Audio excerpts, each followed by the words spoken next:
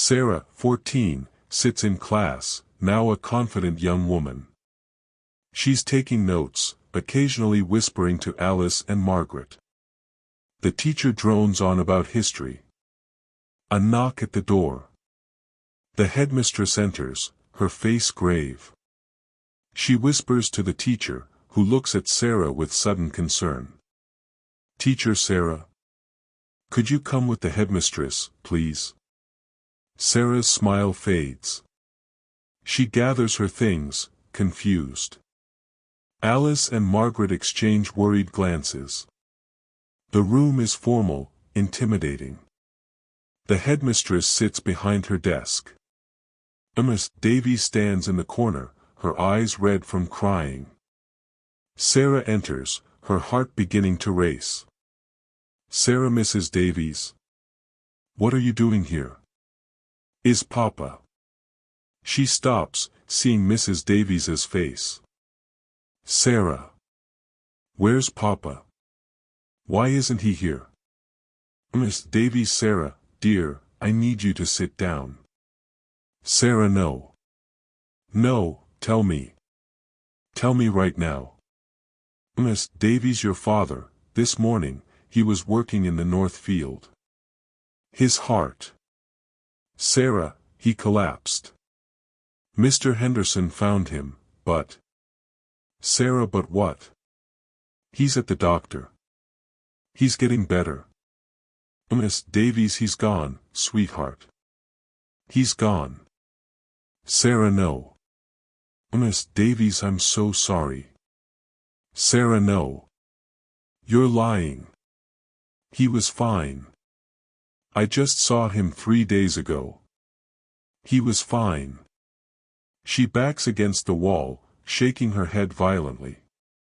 "Sarah, he can't be gone. He promised. He promised he'd always be there. He promised." Her legs give out and she slides down the wall. Mrs. Davies rushes to her, pulling her into her arms as Sarah begins to scream, a sound of pure, primal grief. Sarah sits on her bed, surrounded by Alice, Margaret, and other concerned girls. She's stopped crying but stares blankly ahead, in shock. "Alice, Sarah, can I get you anything? Water? Food?" Sarah doesn't respond. "Margaret, maybe we should leave her alone for a bit." "Alice, I don't think we should leave her." "Sarah, I need to pack. I need to go home." "Alice, Mrs. Davies is arranging everything. She'll take you tomorrow morning." "Sarah, tomorrow? I need to go now. Papa needs me." "Margaret, Sarah. Sarah, he's not there. Papa's not there anymore." She doubles over as if physically struck, beginning to sob again. Her friends hold her. The wagon approaches. Sarah sees the farm, unchanged, eternal, but now everything has changed. Several neighbors' wagons are parked near the house. Sarah climbs down slowly, as if in a dream. The farmhouse door opens and Mr. Henderson emerges.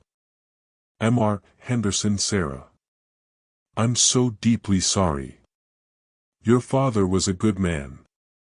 "Sarah, where is he?" "Mr. Henderson, he's at the church. The service will be tomorrow." "Sarah, I want to see him." "Mr. Henderson, Sarah, I don't think." "Sarah, I want to see my father." Her voice echoes across the farm. Mr. Henderson nods sadly. The church is quiet, empty except for the simple wooden coffin at the front. Sarah enters slowly, her footsteps echoing. She approaches the coffin. Thomas lies inside, looking peaceful, his weathered hands folded across his chest. Sarah stands there for a long moment, then reaches out and touches his hand. It's cold. "Sarah, Papa. Papa, wake up. Please wake up." "Nothing. Sarah, you can't leave me. You promised you'd never give up." You promised. She collapses beside the coffin, her hand still holding his. Sarah, I'm not ready. I'm only 14. I still need you. Who's going to teach me things? Who's going to tell me stories? Who's going to call me little bird? Her voice breaks completely. Sarah, I never told you enough. I never said thank you enough. For all those years, for all those lonely days when you were the only person in my world. You were everything, Papa. Everything. She stays there, crying, until Mrs. Davies gently leads her away.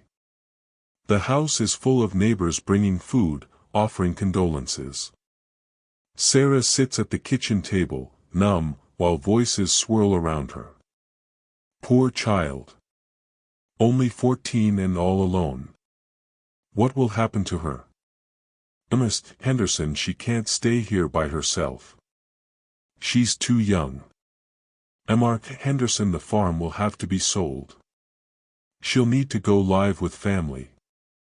Sarah, I don't have family. The room falls silent. Everyone looks at her. Miss Davies, actually, Sarah, there is someone. Your father's sister, your Aunt Catherine. She lives in the city. Sarah, I have an aunt. Papa never mentioned her. Miss Davies, they had a falling out years ago. Before you were born. But I've already sent word to her. She's your legal guardian now. Sarah, what do you mean guardian? I don't even know her. Miss Davies, I'm sorry, dear. But the law is clear. She's your only living relative. You'll have to go live with her. Sarah, no. No, I'm staying here. This is my home. Mark Henderson, Sarah, the farm will be sold to settle your father's debts. There's nothing left. Sarah, you're selling the farm. Papa's farm. Miss Davies, there's no choice. Your father took loans to keep things going. The bank. Sarah, I don't care about the bank. This is our land. He built everything here. You can't just sell it. Miss Henderson, sweetheart, you're a minor. You can't own property. And your aunt lives in the city, she can't manage a farm from there. Sarah, then I'll manage it. I know how. Papa taught me everything. Mark Henderson, you're 14 years old. The law won't allow it. Sarah looks around at all of them, these adults deciding her fate without giving her any say. Sarah, when does she come? This aunt I've never met. Miss Davies, after the funeral. In 3 days. The small church is packed. Sarah sits in the front pew, flanked by Mrs. Davies and Alice, who came from school for the funeral. The pastor speaks about Thomas, his dedication, his sacrifice, his love for his daughter. Pastor Thomas was a man who never gave up. When his wife died and he was left alone with an infant, many said it was impossible. But Thomas proved them wrong. Sarah barely hears. She stares at the coffin, her mind numb. They lower Thomas's coffin into the ground, right beside Mary's grave. Sarah watches, holding a single wildflower from their meadow. When it's done, she steps forward and places the flower on the fresh earth. Sarah, I'm sorry, Papa. I'm sorry I couldn't save the farm. I tried, but nobody will listen. I'm just a child to them. She touches the earth. Sarah, they're sending me away. To the city. To live with someone I don't even know. Everything you built, everything we had, it's all going away. Tears stream down her face. Sarah, I love you, Papa. I'm so sorry I'm letting you down. Sarah frantically packs her belongings into a small trunk. She's keeping only what she can carry, everything else will be sold with the house. She holds up her father's old shirt, presses it to her face, breathing in his scent. Then carefully folds it and places it in the trunk. Mrs. Davies appears in the doorway. "Miss Davies, your aunt's carriage will be here in the morning." "Sarah, I know."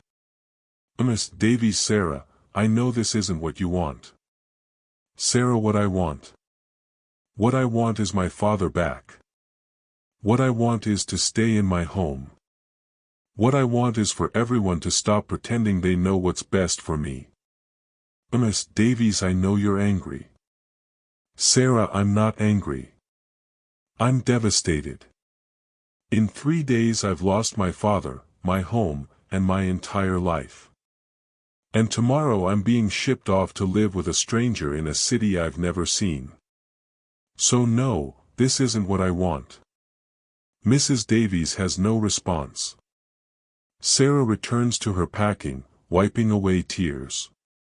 Sarah walks through the farm one last time in the early morning light. She visits each meaningful place.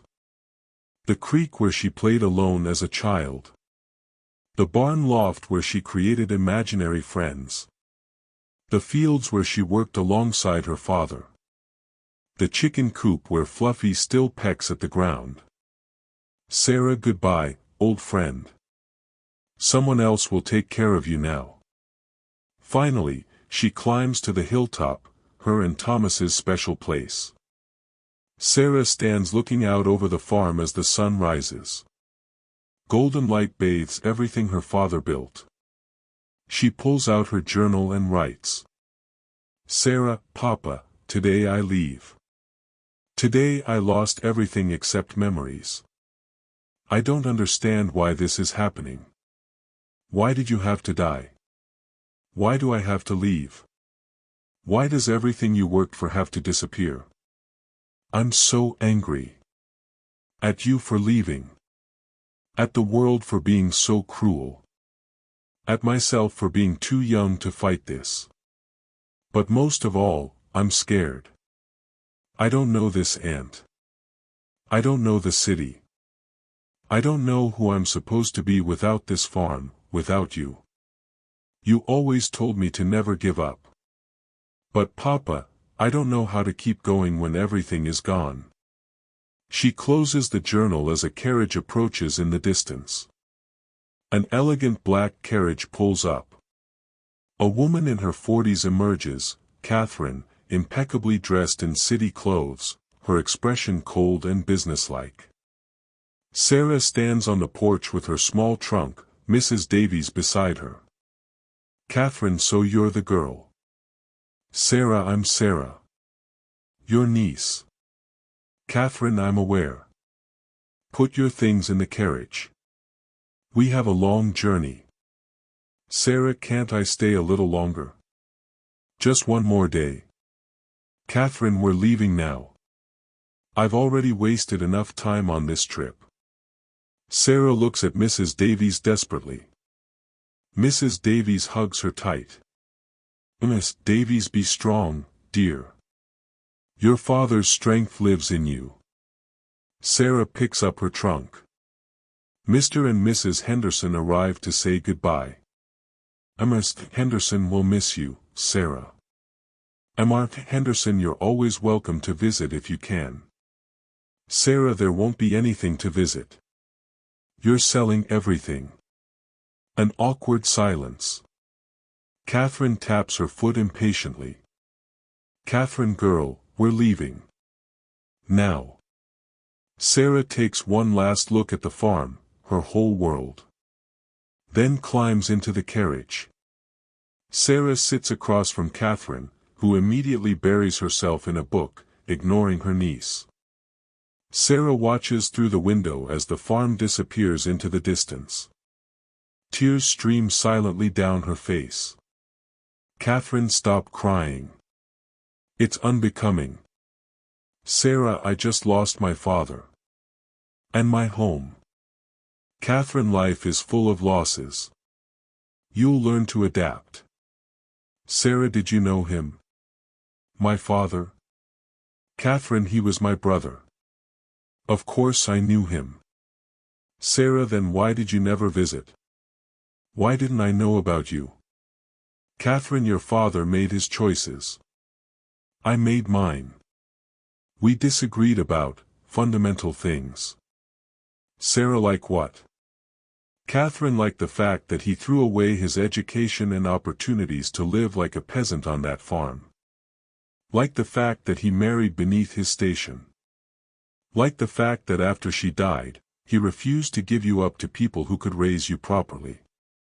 Sarah, he raised me perfectly fine. Catherine, did he?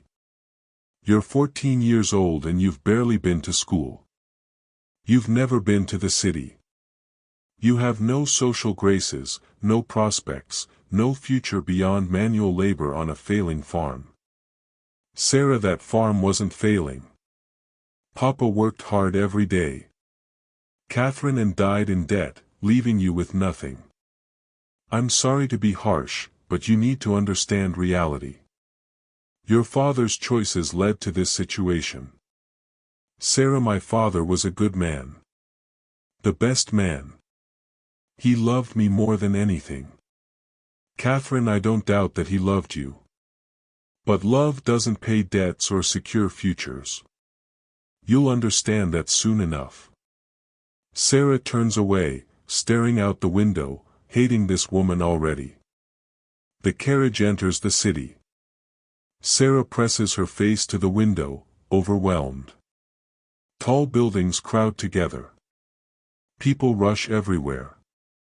Noise and smoke and chaos assault her senses. Sarah, there are so many people. Catherine, welcome to civilization. The carriage stops in front of a narrow but elegant townhouse on a crowded street. Nothing like the open spaces Sarah knows. Catherine climbs out briskly.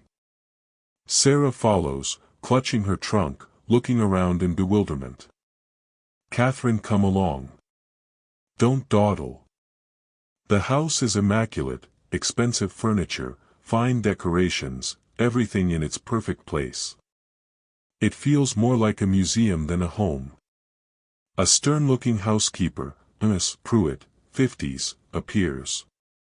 Miss Pruitt, welcome back, ma'am.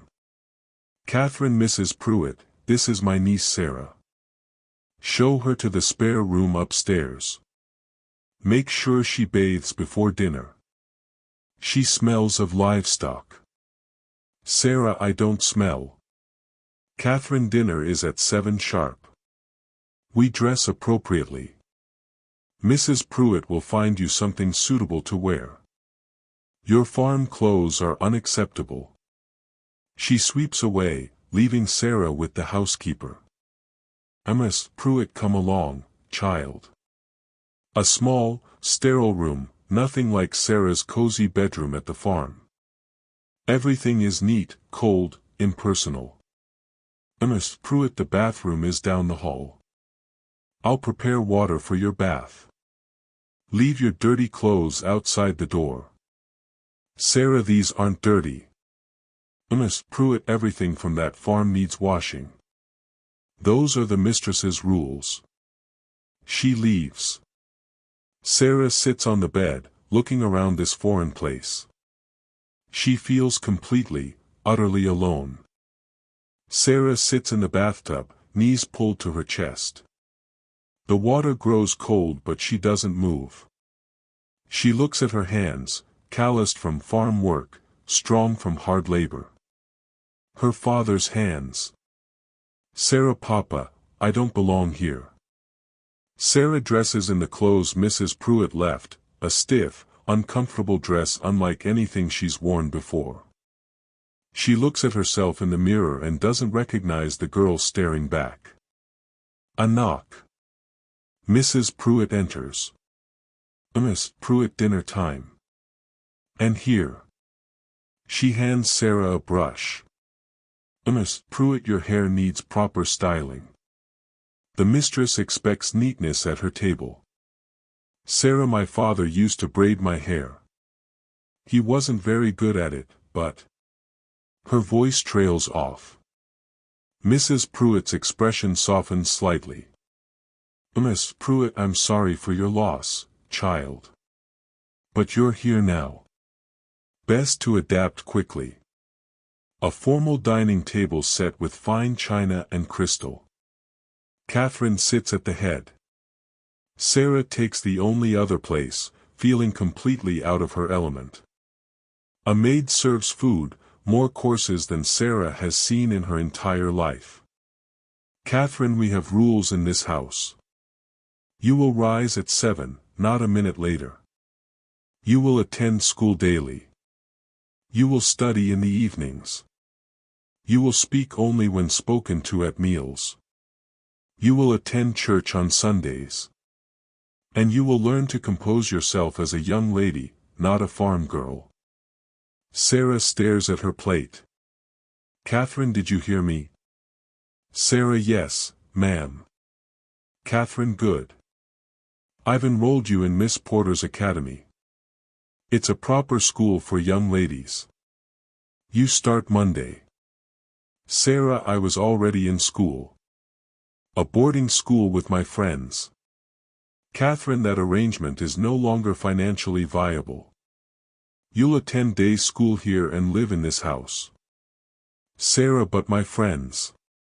Catherine will move on with their lives, as you must move on with yours. The sooner you accept your new reality, the easier this will be. Sarah feels tears threaten but refuses to cry in front of this cold woman. They eat in silence. Sarah doesn't taste anything. Sarah lies in bed, staring at the ceiling. City sounds filter through the window, horses, voices, the distant rumble of machinery. Nothing like the peaceful quiet of the farm. She pulls out her journal and writes by candlelight. Sarah, Papa, I've been here less than a day and I already hate it. Aunt Catherine doesn't want me, I'm just an obligation to her. She hated you, Papa. She thinks you wasted your life on the farm. She thinks loving me was a mistake. The city is loud and crowded and dirty. I can't see the stars through all the smoke. I can't hear birds or whine through wheat. I can't breathe here. I want to come home. But there is no home anymore. Everything's gone. You're gone. And I don't know how to survive this. She closes the journal and lies back, silent tears falling. An imposing brick building. Well-dressed girls with perfect hair file in. Sarah stands outside, feeling completely out of place in her borrowed clothes. She takes a deep breath and enters. Sarah sits at a desk, surrounded by city girls who've known each other for years. They whisper and giggle, occasionally glancing at her. That's the farm girl. Heard her father died and left her with nothing. She probably doesn't even know how to read properly. The teacher, Miss Winters, 30s, a kind-faced woman, enters. Miss Winters, good morning, ladies. We have a new student. Sarah, would you like to introduce yourself? All eyes turn to Sarah. She stands slowly. Sarah, I'm Sarah. I'm from. I used to live on a farm. Titters of laughter from some girls. Did you sleep with the animals? More laughter. Sarah's face burns with humiliation. Miss Winters, that's enough. One more rude comment and you'll all have extra assignments. The laughter stops. Sarah sits down, wishing she could disappear. Sarah sits alone at a table with her simple lunch. Groups of girls cluster together, talking and laughing. No one approaches her. She watches them, remembering Alice and Margaret, real friends who accepted her. She misses them desperately. Miss Winters, may I sit? Sarah, it's your school, ma'am. Miss Winters sits. Miss Winters, I read your enrollment file. You were attending a good boarding school. Your marks were excellent, especially in composition. Sarah, you read that? Miss Winters, I like to know my students. I also read that you lost your father recently. I'm very sorry. Sarah's eyes fill with tears. She blinks them back. Sarah, thank you. Miss Winters, city girls can be unkind to outsiders. But don't let them make you feel less than. You've survived things they couldn't imagine. Sarah, it doesn't feel like surviving. It feels like drowning. Miss Winters, give it time. And Sarah? If you ever need someone to talk to, my classroom door is always open. It's the first kindness Sarah has received since arriving in the city. She nods, not trusting her voice. Sarah sits at a desk in her room, attempting homework. Catherine enters without knocking. Catherine, I received a note from your school. Your teacher says you're struggling socially. Sarah, I'm not struggling. The other girls just don't like me. Catherine, because you make no effort to fit in. You mope around like a tragedy. You need to hold your head up and adapt. Sarah, my father died 3 weeks ago. I'm allowed to grieve. Catherine, grief is a luxury you can't afford. You have no money, no prospects, and no family willing to support you indefinitely. You need to make something of yourself, which means impressing the right people, making the right connections. Sarah, I don't care about any of that. Catherine, then you're a fool, just like your father. He chose pride over practicality, and look where it got him, dead in a field, leaving his child destitute. Sarah, don't you dare talk about him like that. He was worth 10 of you. He loved me. He sacrificed everything for me. Catherine, and left you with nothing. If he'd truly loved you, he would have secured your future, not indulged in sentiment. Sarah, get out. Catherine, this is MY House. You don't give orders here. You're here on MY charity. Would you like to be sent to an orphanage instead? The threat hangs in the air. Sarah realizes how powerless she is. Catherine, I thought not. You will learn respect, Sarah. And you will learn that survival requires more than love and good intentions. She leaves. Sarah collapses on the bed, sobbing into her pillow to muffle the sound. Sarah can't sleep. She climbs out of bed and goes to her trunk, pulling out her father's shirt. She holds it close, breathing in his fading scent. Sarah, Papa, I don't know how to do this. I don't know how to be strong when everything hurts. When I hate where I am. When everyone thinks I'm worthless. She lies back down, still clutching the shirt. Sarah, you said to never give up. But what if I don't have anything left to fight for? Sarah sits through class, taking notes mechanically. She's learned to fade into the background, attracting no attention. Miss Winters, for tomorrow's assignment, I want you each to write about a formative experience. Something that changed who you are. The bell rings. Girls file out. Sarah lingers. Miss Winters, Sarah, could you stay for a moment? Sarah approaches the desk nervously. Miss Winters, I've noticed you've become very quiet. You never raise your hand anymore. Sarah, it's easier that way. Miss Winters, easier isn't always better. I've read your compositions, Sarah. You have real talent. A unique voice. But lately, your writing has become flat. Like you're hiding who you are.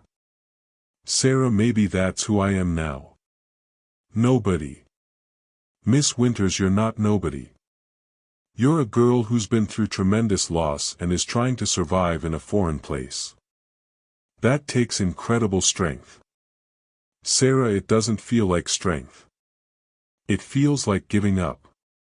Miss Winters, then don't give up. For tomorrow's assignment, I want you to write about your father. About the farm. About everything you've lost. Write the truth, Sarah. Stop hiding. Sarah, it hurts too much to write about. Miss Winters, I know. But sometimes we have to write through the pain to get to the other side. Sarah sits at her desk, staring at blank paper. Finally, she begins to write. Sarah, my father was not educated. He never went to the city or wore fine clothes or impressed important people. By my aunt's standards, he was nobody. But he was everything to me. He taught me to read by lantern light. He showed me how to plant seeds and watch them grow. He let me cry when I was lonely and never made me feel weak for having feelings. When my mother died giving birth to me, he could have given me away. Everyone told him to. But he didn't. He kept me. He raised me. He loved me. And now he's gone. And everyone acts like his love doesn't matter because he didn't leave me money or connections. They act like he failed me. But he didn't fail. He gave me everything that matters. He taught me to be strong, to work hard, to never give up. He taught me that love is more important than wealth, that home is wherever your people are. I just wish he was still here to remind me of those things. Because right now, in this cold city, in this cold house, with these cold people, I'm forgetting. I'm becoming someone he wouldn't recognize. And that scares me more than anything. She finishes writing and sits back, tears streaming down her face. Miss Winters reads Sarah's essay. When she finishes, she looks at Sarah with tears in her own eyes. Miss Winters, Sarah, this is beautiful. And heartbreaking. And real. Sarah, it's just the truth. Miss Winters, the truth is often the most powerful thing we can write. Would you be willing to read this aloud to the class? Sarah, no. They'll just laugh at me. Miss Winters, they won't. Trust me. Sarah stands at the front, her paper shaking in her hands. The city girls watch with their usual expressions of mild contempt. Sarah, my father was not educated. He never went to the city or wore fine clothes or impressed important people. As she continues, something changes. The girls stop whispering. They listen. Some faces soften. Sarah, I just wish he was still here to remind me of those things. Because right now, in this cold city, in this cold house, with these cold people, I'm forgetting. I'm becoming someone he wouldn't recognize. She finishes and looks up. The room is silent. Then one girl begins to clap. Then another. Soon the whole class is applauding. I'm sorry. For what I said. About the farm. I was cruel. Sarah, thank you. Another girl raises her hand. My father died when I was 8. I never got to tell him goodbye either. Is it true you're living with Catherine Blackwood? Everyone knows she's impossibly strict. Sarah, she's my aunt. And yes. She is. That must be awful. If you ever want to study together after school, you could come to my house sometimes. Get away from there. Sarah's eyes fill with tears, the first kindness from her peers. Sarah, I'd like that. Sarah enters to find Catherine in the parlor with a wealthy couple, the Thorntons. Catherine, Sarah. Come here. Sarah approaches cautiously. Catherine, Mr. and Mrs. Thornton, this is my niece. Sarah, the Thorntons are looking for a governess for their young daughters. They're willing to provide room and board plus a small wage. Sarah, a governess? But I'm only 14. Catherine, you're well educated enough to teach small children. And it would relieve me of the burden of housing you. Sarah, you want to send me away? Catherine, I'm providing you with an opportunity. The Thorntons are a respectable family. You'd have your own income. Miss Thornton, we have 3 daughters, ages 6, 8, and 10. They need someone to teach them reading, writing, and arithmetic. You'd have your own small room and take meals with the family. Sarah, I thought I was supposed to finish school. Make something of myself. Catherine, you can continue your education in the evenings if you wish. But this is a practical solution. I never agreed to support you indefinitely. Sarah, you never wanted me here at all, did you? Catherine, I did my duty by my brother's child. Now you must do yours, support yourself. Emma Thornton, perhaps we should give the girl time to consider. Catherine, there's nothing to consider. She accepts. Don't you, Sarah? Sarah looks at the Thorntons, they seem kind enough.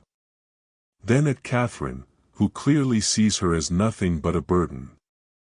Sarah, may I have tonight to think about it? Miss Thornton, of course, dear. This is a big decision. After the Thorntons leave, Catherine rounds on Sarah. Catherine, you will accept their offer. You've been here 2 months, eating my food, using my resources. I won't support a grown girl who can work. Sarah, I'm 14. I'm not grown. Catherine, you're old enough to earn your keep. Your father coddled you, but I won't. Life is harsh, and the sooner you learn that, the better. Sarah, my father loved me. Something you clearly know nothing about. Catherine, love doesn't pay bills. Love doesn't secure futures. Your precious father's love left you orphaned and penniless. Sarah, at least he wanted me. At least I mattered to him. You look at me and see nothing but an inconvenience. Catherine, how dare you raise your voice in my house? Sarah stands there, shocked, her cheek burning. Catherine looks almost surprised at her own action. Catherine, you will accept the Thornton position. Pack your things. They'll collect you tomorrow morning. She leaves. Sarah stands alone in the parlor, one hand on her burning cheek, tears falling. Sarah packs her few belongings back into her trunk. She pulls out her father's shirt and holds it close. Sarah, Papa, I tried. I really tried. But I can't do this anymore. I can't live with her. I can't pretend this city is home. She opens her journal. Sarah, Papa, I'm being sent away again. To be a governess for a family I don't know. At 14, I'm expected to raise other people's children when I can barely take care of myself. Aunt Catherine can't stand me. She sees you in my face and hates it. She thinks your love ruined me, made me soft, impractical, useless. Maybe she's right. Maybe I am useless. I don't know how to be what this city wants me to be. I don't know how to stop missing you. I don't know how to stop wishing I could go home. But there is no home. The farm was sold. Everything you built is gone. And I'm being passed from stranger to stranger like an unwanted package. You told me to never give up. But Papa, I'm so tired. I'm so tired of being strong. I'm so tired of losing everything. I don't know how much more I can take. Sarah comes down with her trunk. Mrs. Pruitt is there, looking sympathetic. Miss Pruitt, the Thorntons are good people, child. You could do much worse. Sarah, I know.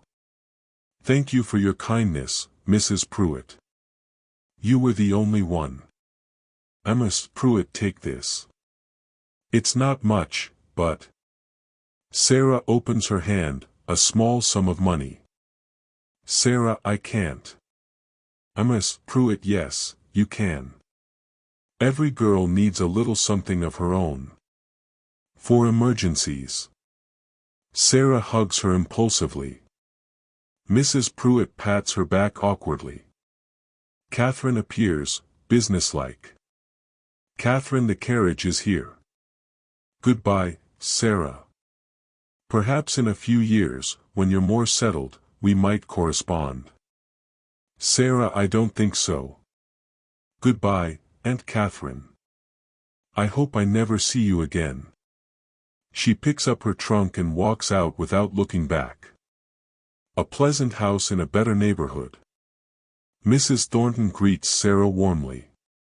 Amos Thornton, welcome, dear. Let me show you to your room, then you can meet the girls.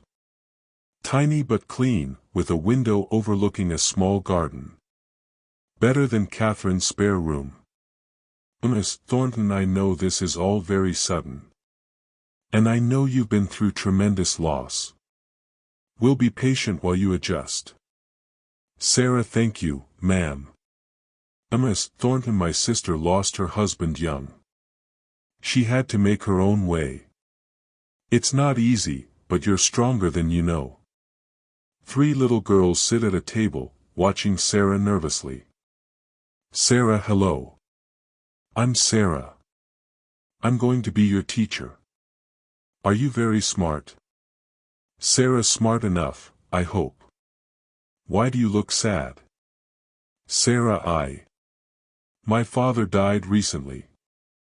Our grandpa died. Mama says he's in heaven with the angels. Sarah, that's what people say. I hope it's true. Do you miss him? Sarah, every single day. We'll be your friends. So you're not so lonely. Sarah holds the little girl, tears falling. For the first time in months, she feels a tiny spark of warmth. Sarah teaches the girls, who clearly adore her.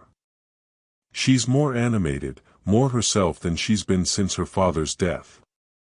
Sarah, and that's how you carry the one. See? Mathematics isn't so scary. Sarah, will you tell us about the farm again? About the chickens? Yes. Tell me about Fluffy. Sarah again. I've told that story 100 times. Please. Sarah, all right. Well, Fluffy was the most stubborn chicken you ever met. As she tells the story, she realizes she can talk about the farm now without feeling like she's drowning. The pain is still there, but it's bearable. Sarah writes in her journal. Sarah, Papa, something strange is happening. I'm starting to feel almost okay. Not happy, exactly. But not drowning either. The Thornton girls remind me of myself as a child, curious, imaginative, full of questions. Teaching them helps me remember all the things you taught me. And in teaching them, I'm keeping you alive somehow. I still miss the farm terribly. I still dream about the hilltop and the creek in our kitchen. But the memories don't destroy me anymore. They make me grateful for what we had. Aunt Catherine was wrong about you. Your love didn't ruin me. It saved me. It gave me something to hold on to when everything else was taken away. I'm learning to build a new life here. Not because I want to, but because I have to. Because you taught me to survive. Because you never gave up, so neither can I. I'm not the same girl who left the farm 6 months ago. I've been broken and rebuilt. I'm harder now, sadder, older than my years. But I'm still here. Still fighting. That's your legacy, Papa. You taught me that love is stronger than loss. That we keep going even when everything hurts. That giving up is never an option. I'll carry that with me forever. Your little bird, Sarah. Sarah sits with the Thorntons after the girls are in bed. Mr. Thornton reads the paper while Mrs. Thornton embroiders. Sarah works on lesson plans. Miss Thornton. Sarah, may I ask you something? Sarah, of course, ma'am. Miss Thornton, you never speak of your aunt. Only your father. Did you and Miss Blackwood not get along? Sarah, she and my father were estranged. She didn't want me. She just felt obligated. Mr. Thornton, that woman has a heart of stone. Everyone knows it. Miss Thornton. Thomas. Mr. Thornton, it's true. Sarah, you're always welcome here. For as long as you need. Sarah, thank you. You've both been so kind.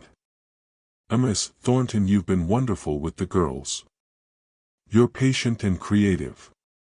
You've given them more than just lessons, you've given them stories, imagination, warmth. Sarah, my father gave me all those things. I'm just passing them on. Mr. Thornton, he must have been quite a man. Sarah, he was. He really was. Sarah takes the Thornton girls to the park. They run and play while she sits on a bench, watching them. A familiar voice calls out. Alice. Sarah. Sarah. Sarah turns. Alice and Margaret are walking through the park. Sarah. Alice. Margaret. They embrace joyfully. Margaret, we heard you left school. We've been trying to find you. Sarah, I'm living with a family now. Working as a governess. Alice, at 14. Oh, Sarah. Sarah, it's all right. They're good people. And the children are sweet. Margaret, but we miss you. School isn't the same without you. Sarah, I miss you too. Both of you. But this is my life now. Alice, can we write to you? Visit sometimes? Sarah, yes. Please. You're my only connection to before. Margaret, then we'll visit every week if we can. You're still our friend, Sarah. No matter what. Sarah hugs them both, realizing that even though she's lost so much, she still has something, people who care. Sarah lies in bed, looking at the stars through her window. They're harder to see through the city haze, but they're there. She holds her father's photograph. Sarah, Papa, I survived. I don't know how, but I did. The city tried to break me. Aunt Catherine tried to crush me. But I'm still here. She touches the photograph gently. Sarah, I'm not the same girl who lived on the farm with you. I've changed. I've had to. But the best parts of me, the parts you created, they're still there. Your strength. Your determination. Your love. She sets the photograph on her nightstand where she can see it. Sarah, I don't know what my future holds. I don't know if I'll ever have a real home again. But I know one thing, I'll never forget where I came from. I'll never forget you. She closes her eyes, and for the first time since coming to the city, she sleeps peacefully. Sarah walks with the 3 Thornton girls, taking them to the park. She's dressed simply but neatly, her hair properly styled, looking like she belongs in the city now. But as they pass a horse-drawn wagon carrying hay, she stops and breathes deeply. What is it, Sarah? Sarah, it smells like home. The city is your home now. Sarah, yes. But I carry my old home with me. In my heart. And someday, I'll tell you all about it. About wide open fields and quiet mornings. About a man who loved his daughter more than anything. About a farm where love was more important than money. Will you tell us today? Sarah, maybe. If you finish all your lessons. They continue walking, Sarah standing tall, her father's daughter, carrying his legacy forward into her uncertain but brave future. The camera pulls back, showing Sarah and the children disappearing into the crowded city streets, no longer lost, but finding her way.